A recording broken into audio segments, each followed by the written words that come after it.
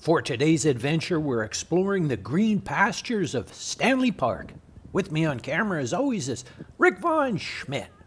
This is the iconic Brockton Point, and just behind the lighthouse here, there is an old, forgotten cemetery. Before Vancouver became a city in 1886, settlers and immigrants who had met their final demise were buried right here. They called it Pioneer Cemetery. Since then, there has only been one official burial in Stanley Park, and today we're going to walk over to that lonely and mysterious grave, the final resting place of a very remarkable person, Pauline Johnson. I think we have a couple of pictures. Rick, you want to put those up?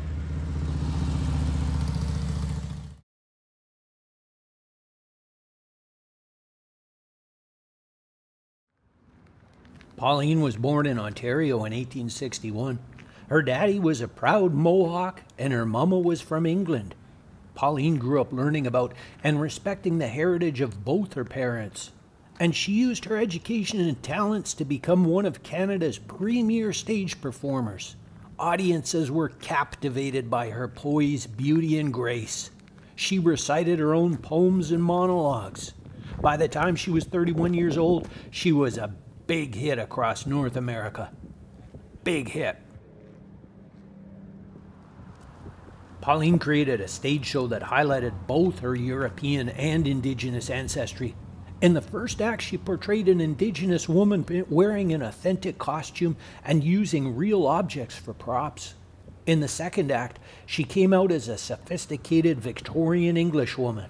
She played to full houses with people who had never seen anything like it. Rick, you want to show us those pictures of Pauline's two personas?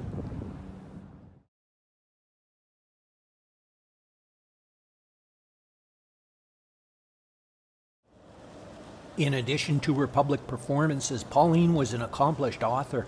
Her patriotic poems and short stories made her a popular ambassador for Canada.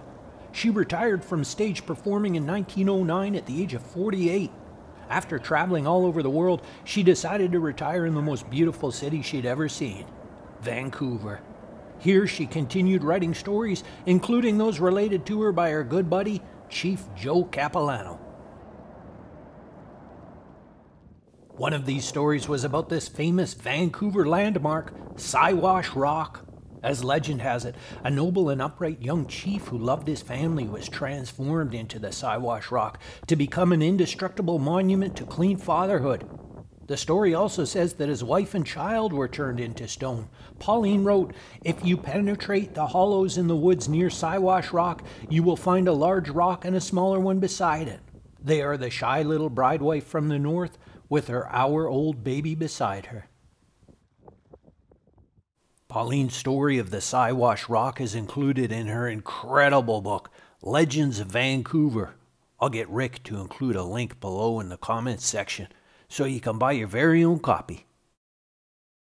According to the 1911 city listings, Pauline lived at 1117 Howe Street.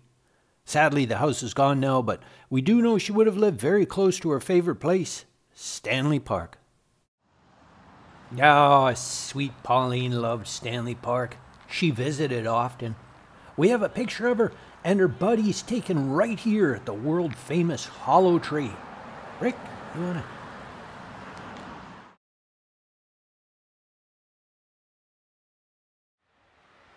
Pauline's retirement was a short one. Sadly, she died in 1913 at the age of 51. There was a big funeral for her on March 10th that year. It would have been her 52nd birthday. The day was declared a civic holiday in Vancouver, and thousands of people gathered to pay their respects. Rick, you want to put that picture up?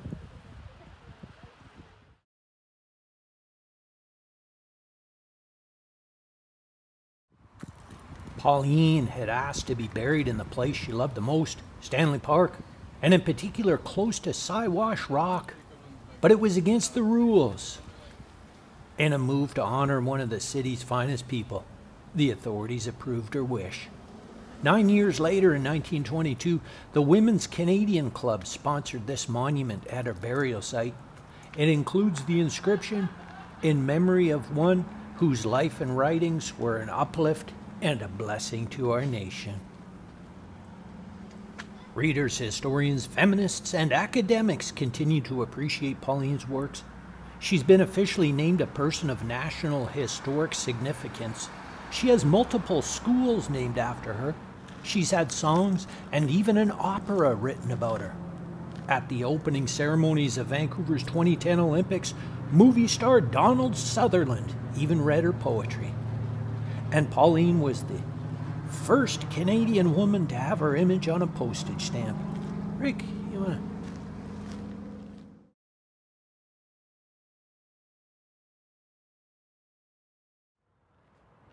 We're going to wrap things up today at beautiful Lost Lagoon.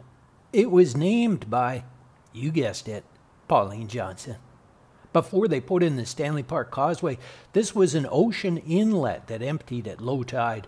So Pauline named it Lost Lagoon. Today it's a permanent freshwater lake, but we still call it Lost Lagoon as a tribute to sweet Pauline. Hope you enjoyed this little taste of old Vancouver as she once was.